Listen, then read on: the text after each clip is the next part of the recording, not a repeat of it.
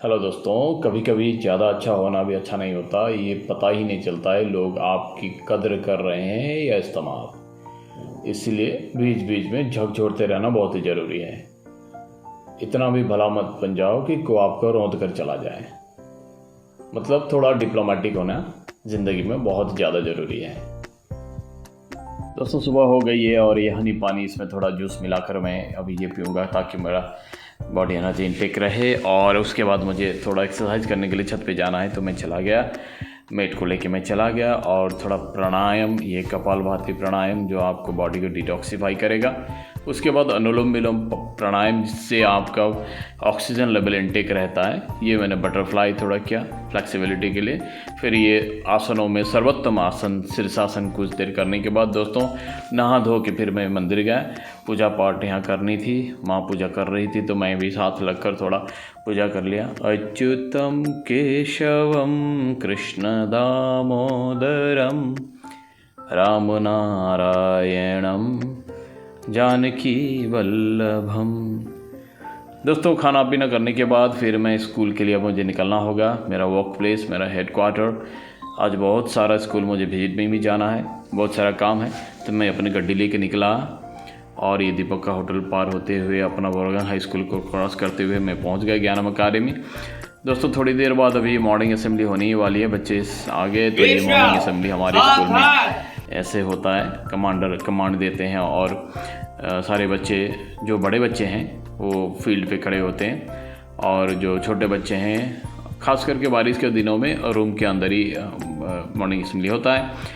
दोस्तों, उसके बाद मैं ऑफिस पे गया। जाने के बाद हमारे एक मेम ने, नंदिता पुत्र मेम ने, ईवीएस जो सब्जेक्ट है उसको ज़्यादा इंटरेस्टिंग करने के लिए और एक्टिविटी बेस्ड करने के लिए बच्चों को ओरिजिनल प्लेसेस पे ले गए, जिसका बेस्ड में वो चैप्टर है। जैसे ये धान का खेत और यहाँ बहुत सारे विविध प्रकार के वैरायटी ऑफ प्लांट्स है, उसको दिखाने के लिए ये जैसे गोबर खाद हुआ, इसका जो कॉन्सेप्ट है उसको देने के लिए। मतलब ये जो क्लास है लाइव क्लास, ताकि बच्चों का कॉन्सेप्ट क्लियर हो, अंडरस्टैंडिंग अच्छा हो और उसका हेल्प मिले उनको अपनी चैप्टर पे।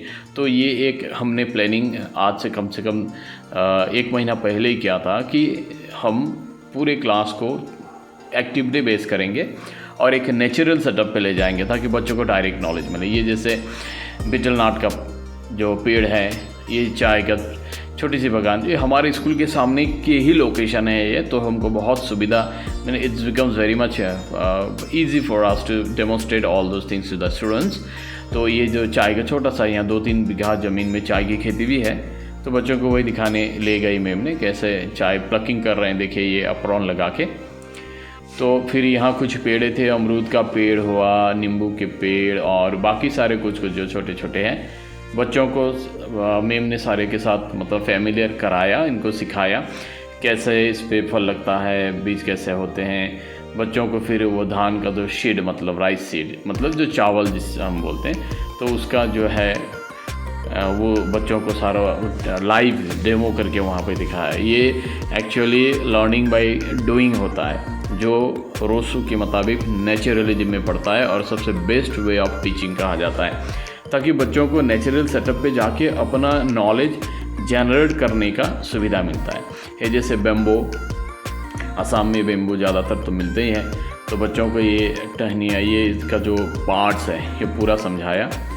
उसके बाद यहाँ कुछ एनिमल्स भी थे, नदी के सामने ले जाके फिर बच्चों को पानी की जो डिफरेंट कैटेगरीज़ है, कैसे कहाँ कहाँ मिलता है, पानी में क्या क्या रहते हैं, ये सारी चीज़ें बच्चों को लाइव डेमो करके मैम ने दिखाया। और बच्चों को बहुत ही मज़ा आया, क्योंकि पहली बार उनको ये इतना सारा चीज़ एक्सपोजर बाहर जाके लाइव सेटिंग में इनको एक क्लास मिला। ये देखिए, ये बॉटल गार्ड का पेड़ है, मैम ने ये उनको दिखाया। ये जैसे सारे बच्चे बहुत खुश थे, आज पूरा एंजॉय किया उन्होंने, जैसे कोई आउटिंग में चले गए हो। मतलब आउटिंग भी है। ये एक छोटा सा कॉटेज टाइप का छोटा सा घर बेम्बो से बना हुआ, आमतौर पे आज के ज़माने में ये दिखना मतलब है ही नहीं, क्योंकि सारे आरसीसी घर ही बन गए हैं। और ये देखिए बांस के नीचे, बांस के जो पेड़ है उसके नीचे, और उधर फिर बेम्बो का भी जो भी हो। उसके बाद दोस्तों, इसके बाद हमारे जो नियर बाई जो फायर स्टेशन के लोग थे, उनको एक यहाँ मॉक ड्रिल कराना था, तो वो अपने बैनर वगैरह ला के हमको छोटे छोटे कुछ चीज़ें सेफ्टी, फायर सेफ्टी के बारे में उन्हें सिखाया। उसके बाद हमने भी ये कुछ प्रिकॉशंस लिए थे, उनको दिखाया। उसके बाद दोस्तों हमारे जो नॉर्थ ईस्ट एडवेंचर एसोसिएशन के जो प्रेसिडेंट थे, उन्हें एक बुक लिखा था, तो वो मुझे विप्लव भट्टाचार्य ने मुझे गिफ्ट करने के लिए ले आए। दोस्तों हमें जाना था दीनदयाल, फिर हम चले गए दीनदयाल। हमारे बच्चे वहाँ प्रैक्टिकल में इन दिनों बिजी थे, तो क्या कर रहे हैं देखने गया था। और हमारे साथ 2 फील्ड इन्वेस्टिगेटर भी थे अचीवमेंट टेस्ट के, तो उन दोनों को भी मैंने ले गया, अंदर ही ले गया, उनको दिखाया। अब वो मेरे साथ विश्वनाथ चाराली तक जाएंगे। तो ये हमारे थे जो फील्ड इन्वेस्टिगेटर, जो बीएड के फर्स्ट ईयर के बच्चे थे, हमारे स्कूल का जो एकेडमिक लेवल है उसका अचीवमेंट टेस्ट करने आए थे। तो जाते वक्त झिंझिया में हम उतर के फिर चाय और रसगुल्ला ये हो गई। उसके बाद निकले यहाँ से दोस्तों हम विश्वनाथ चाराली के लिए। तो अभी यहाँ से हमको सोतिया ज्ञानम जाना है। सोतिया ज्ञानम से आने के बाद फिर विश्वनाथ चाराली। यहाँ साधारों में एक बड़ा मेला लगा था। अभी देखिए कितना कूड़ा जमा हुआ है। हम कुछ देर रुके थे, यहाँ एक फ़ोन कॉल आया था। फिर यहाँ से हम निकल गए दोस्तों आगे सोतिया के लिए। कोरोइनी पहुँच गए दोस्तों, सोतिया कोरोइनी ज्ञानम अकादमी। यहाँ थोड़ा इन्वेस्टिगेशन, मतलब ये जो बोलते हैं इंस्पेक्शन करने के बाद, देखने के बाद कैसा क्या चल रहा है, क्लासेस हो रहे हैं कि नहीं। टीचर से बात करने के बाद दोस्तों मैं फिर विश्वनाथ चाराली के लिए आ गया, क्योंकि मैंने एक मीटिंग रखा है टीचर्स के साथ आफ्टर द स्कूल। बहुत इंपॉर्टेंट बात, एक्टिविटी बेस्ड और TLM बेस्ड वीडियो क्लास के बारे में टीचर्स को बताना है, कैसे एग्जीक्यूट करना है। लेकिन अनफॉर्चुनेटली दोस्तों यहाँ एक बड़ा सा डंपर यहाँ मतलब फंस गया था, तो शायद इस रास्ते से मुझे जाना नहीं होगा। कुछ देर मैं यहाँ रुका और पता चल गया कि ये अभी यहाँ हिलने वाला नहीं है, इसलिए मैं फिर रिटर्न बैक यहाँ से चला गया।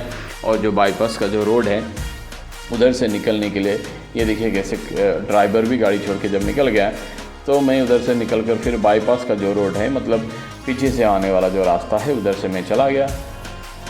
तो बाईपास से जाकर फिर पीछे वाला रास्ता, मतलब ऑरेंज फ्लावर वाला रास्ते से मैं फिर इधर से निकल गया। मुझे काफ़ी देरी हो चुकी है। तो स्कूल पे जब मैं पहुंचा तो देखा कि सन्नाटा है, सारे टीचर्स चले गए हैं। कुछ देर में यहाँ रुका, फिर दीदी ने चाय पीने को दिया, चाय वगैरह कुछ कुछ था, मैं भी टिफ़िन पे लाया था।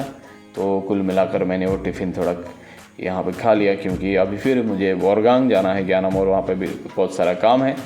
लेकिन दोस्तों अरविंद सर ने मुझे बहुत दिनों से बोल के रखा था कि हमारे यहीं दो चार बच्चे जो हैं क्लास 10 के, उनका वहाँ होम विजिट जाना बहुत ज़्यादा ज़रूरी है।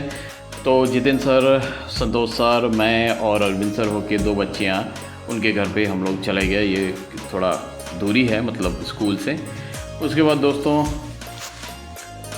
फिर उसके बाद मैं निकल गया अपने बोरगांग ज्ञानम अकेडमी के लिए, क्योंकि शाम का वक्त हो गया है, रात ही हो चुकी है। उसके बाद मुझे यहाँ थोड़ा काम था, तो मैं ऑफिस पे आया। अटेंडेंस से रिलेटेड काम था, मास्टर कॉपी कुछ वेरिफिकेशन करना बाकी था, इसलिए यहाँ मैं मास्टर कॉपी वेरिफिकेशन किया। एक देखिए बच्चे ने कितना सुंदर सा ये एक बनाया था, जो पेपर आर्ट जिसको बोलते हैं, ये देखा मैंने, यहाँ रख दिया था मेरे टेबल पे। उसके बाद हमारे मौसमी मैम के जो हस्बैंड है, उनका SOS का एग्ज़ाम था, तो वो देने के लिए वो आए थे। तो एग्ज़ाम ख़त्म होने के बाद हमारे अनिर्बान और पुलक ने हम लोग को चाय पिलाया ब्रेड पकौड़ा के साथ। दोस्तों मेरी गाड़ी दूर पार्किंग पे रखी हुई थी, तो अभी मुझे यहाँ से निकलना था। मैं बैग वगैरह लेके फिर यहाँ से निकल गया।